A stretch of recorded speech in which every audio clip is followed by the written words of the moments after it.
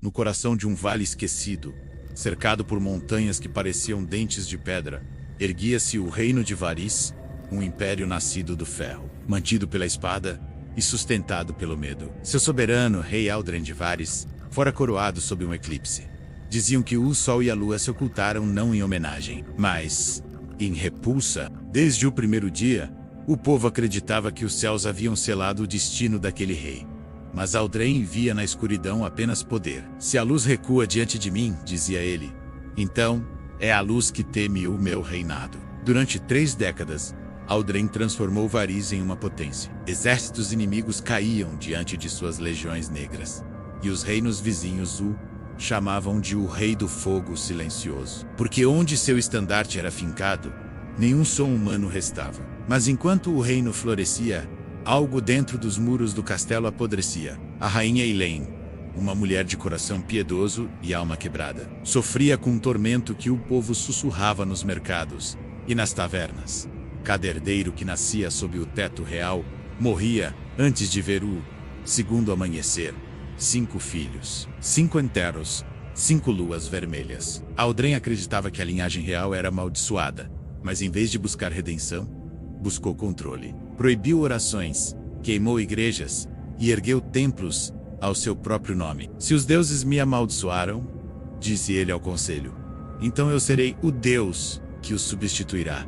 E assim começou o reinado da tirania. O castelo de Varys, outrora dourado, foi coberto por bandeiras negras. As torres, antes repletas de sinos, foram adornadas com gaiolas onde pássaros morriam sem cantar. Os corredores ecoavam apenas o som das correntes e o sussurro de quem não ousava gritar. Uma noite, a rainha Elaine desapareceu. Alguns diziam que se jogara do penhasco. Outros, que o rei mandara silenciá-la após ela tentar fugir com o corpo do último filho. Mas ninguém ousou perguntar. Foi então que, numa madrugada coberta de névoa, uma mulher foi trazida diante do trono. Chamava-se Maegre, uma vidente do deserto, prisioneira capturada ao sul. Os guardas disseram que ela falava com os mortos. Aldren, curioso, ordenou que ela fosse trazida até o salão real.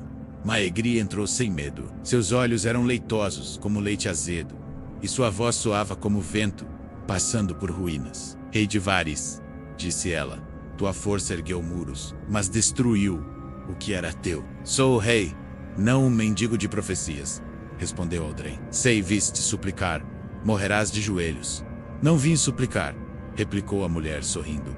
Vim avisar. Nenhum ventre florescerá enquanto o trono for feito de cinzas. Teu sangue é o fogo que queima teu próprio nome. Aldren levantou-se, furioso. Guardas, que a cabeça desta bruxa adorne meu portão ao amanhecer. Mas antes que as espadas se erguessem, ela gritou. Quando o sol nascer em sangue, teu trono queimará contigo. E nem os mortos se lembrarão de quem foste. No instante seguinte, os vitrais do salão estouraram, e uma rajada de vento apagou todas as tochas. Quando as luzes retornaram, Maegre havia desaparecido. Os anos passaram. Aldren envelheceu, mas sua paranoia cresceu junto. Proibiu espelhos no castelo, temendo ver algo que não fosse seu próprio reflexo. Mandou lacrar janelas, dizendo que os ventos traziam vozes de traição. Dizem que começou a dormir no Salão das Chamas, onde um fogo eterno ardia sob o trono, um fogo alimentado com madeiras sagradas e ossos de traidores. Mas o rei já não dormia. Os conselheiros relatavam Viello falando sozinho. O cozinheiro jurou o velou rir em horas mortas, como se conversasse com alguém invisível. E o povo nas vilas distantes começou a notar sinais. O rio que cortava o vale começou a correr turvo, como se misturado a cinzas. Os corvos fugiram das torres, e as colheitas começaram a brotar negras. Certa noite, enquanto a chuva açoitaria as janelas do castelo, Aldren sonhou com a profecia. No sonho via o trono envolto em chamas negras, e sobre ele, a própria Maegre, sorrindo com os olhos agora em brasa. Ela sussurrou, não há trono sem fogo, e não há rei sem pecado. Quando acordou, o trono estava realmente queimando, mas o fogo não consumia madeira nem ouro. Ele devorava o ar, e a cada respiração Aldren sentia algo queimando dentro desse.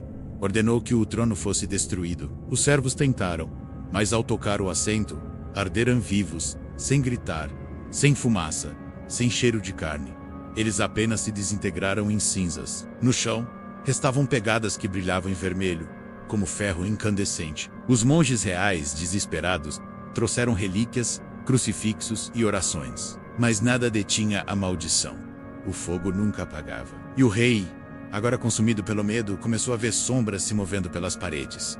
De início, apenas vultos. Depois rostos, soldados que ele executara, conselheiros traídos, filhos não nascidos. Eles os cercavam enquanto dormia e sussurravam: "Nos queimaste, rei. Agora arderás conosco." Aldren tentou fugir, mas cada vez que deixava o salão, o som de tambores ecoava pelos corredores tambores do Guerra. Quando chegava aos portões, eles estavam selados com ferro derretido, mesmo que ninguém os tivesse tocado. O castelo tornara-se um labirinto sem saída. No Dishimodeia, o sol nasceu tingido de vermelho, exatamente como a vidente havia previsto. E naquele amanhecer, o Chotremo, as muralhas começaram a se quebrar como ossos, e o trono rugiu.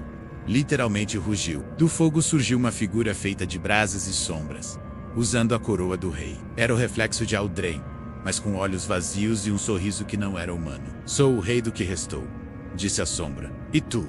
És o que resta do rei." O verdadeiro Aldren caiu de joelhos, com as mãos tremendo. "Quem és tu? Sou teu nome esquecido. Sou o preço que não quis pagar."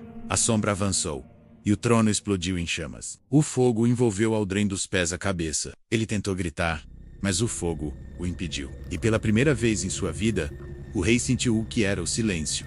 Quando o fogo cessou, não restava carne, apenas uma estátua feita de cinzas petrificadas, com olhos que ainda se moviam.